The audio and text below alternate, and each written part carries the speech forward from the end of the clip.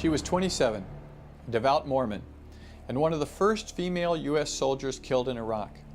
Only, Alyssa Peterson didn't die from enemy fire. She died by her own hand just a few days after she refused to continue to participate in the interrogation techniques being used on naked detainees. The official probe of her death stated, "She did not know how to be two people. She could not be one person in the cage and another outside the wire."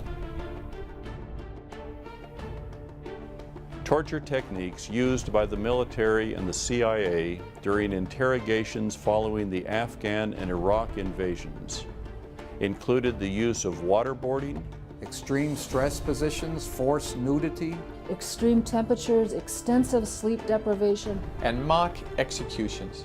The CIA conducted medical experiments on detainees to develop its interrogation program and to protect it against legal liability for torture, according to evidence uncovered by Physicians for Human Rights.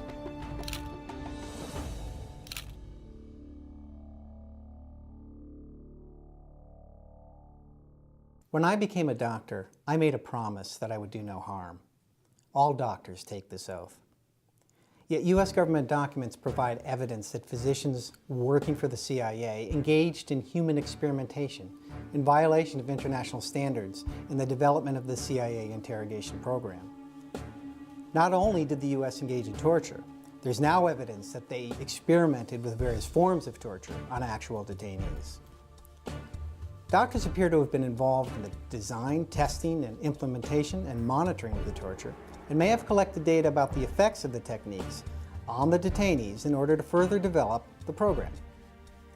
Doctors were directed to observe waterboarding and record, I quote, how long each application lasted, how much water was applied, how exactly the water was applied, and if a seal was achieved, if the naso or oropharynx, the nose or throat, was filled, what sort of volume was expelled, how long the break was between applications, and how the subject looked between each treatment.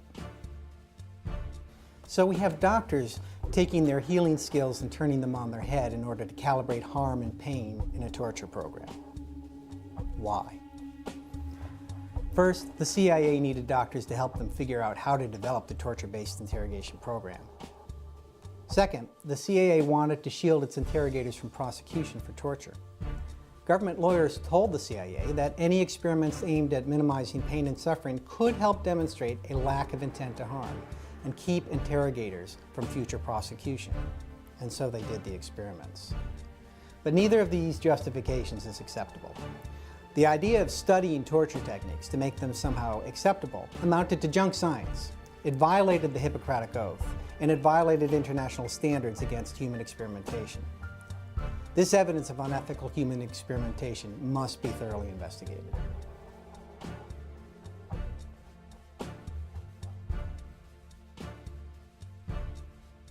There are hundreds of cases involving both the tortured and the torturer, where individual lives have been damaged by the use of torture by the United States in an illegal and immoral effort to get information. We have bits and pieces of these stories and no full accounting by our government about what really happened. like slavery, like genocide, like rape. Torture is always wrong. When our government engaged in the fundamentally immoral act of torture, it broke its trust with the American people, it violated U.S. law, and it made our country and our troops less safe. Like all civilized countries, the U.S. is obligated to investigate and hold itself accountable for acts of torture under the UN Convention Against Torture. As Alyssa Peterson couldn't be two people, we can't be two nations.